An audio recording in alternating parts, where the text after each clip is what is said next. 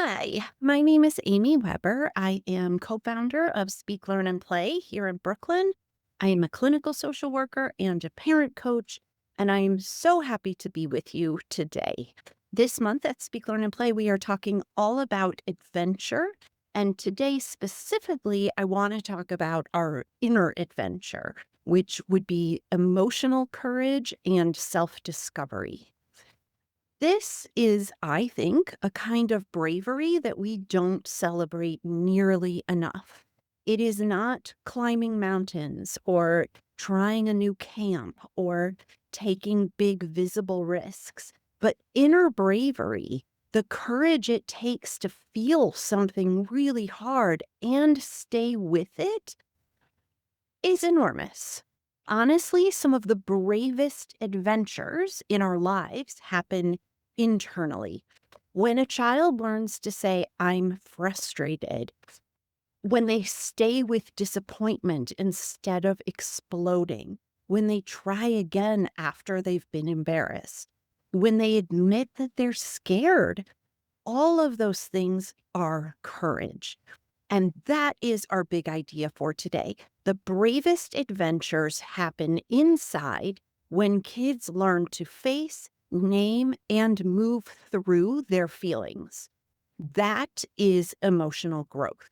And it is absolutely an adventure. So let's start by talking about emotional regulation as courage and not as compliance. I think we sometimes talk about regulation as if it means looking calm, being quiet, being cooperative, being well behaved. But regulation is not the same as compliance. It's not emotional suppression. It's not pretending that your feelings aren't there. Regulation is learning what to do with your feelings.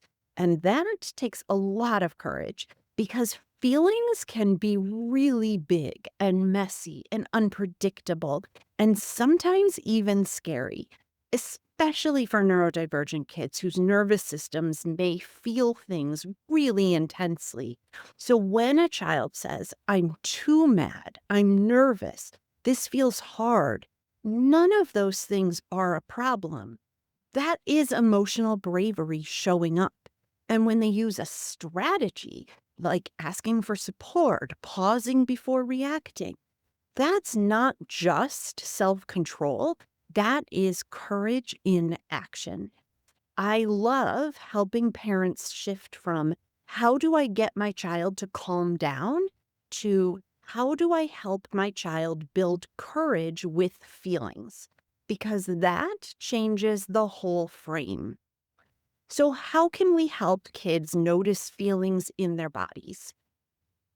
Feelings don't start as words, they start as sensations: a fast heartbeat, a tight chest, a hot face, wiggly energy, heavy shoulders, butterflies in our stomachs. Most kids need help noticing those signals before they can regulate them.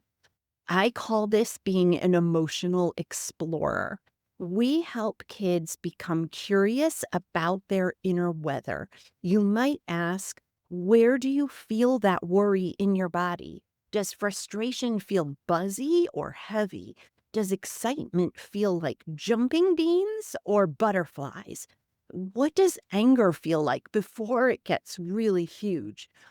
All of these things matter because noticing is the very first regulation skill. You cannot work with what you can't detect. And I love normalizing that all of these sensations belong: fear, frustration, excitement, embarrassment, even joy can feel really intense. None of these are wrong, they're just information. And when kids learn, my body gives me clues, they start trusting themselves. And that is self discovery. So, how can we model emotional risk taking? This is something powerful. Kids learn emotional courage by watching ours. When we take emotional risks, They learn that feelings are survivable. That might sound something like, I was frustrated and I took a breath. I made a mistake and I repaired it. I felt nervous about that too. All of those things are emotional modeling. Sometimes bravery looks like letting your child see you try, see you wobble, see you recover, because emotional courage is not never struggling. It's I can struggle and stay connected. And that is a profound lesson. And honestly, repair is emotional risk taking too. Saying, I snapped earlier, I'm sorry. That's brave. Owning our own feelings without shame teaches kids that they can too. So, how do we turn I can't into I can try? This might be my favorite emotional adventure skill, helping kids move from shutdown language to possibility, not forced positivity, possibility. When kids say, I can't do this, I can't handle this, I'm bad at this, often what they mean is, this feels scary, this feels uncomfortable, I don't know how yet. And I can't often protects them from vulnerability. So we can help gently shift that. Not, yes, you can, but maybe you can try.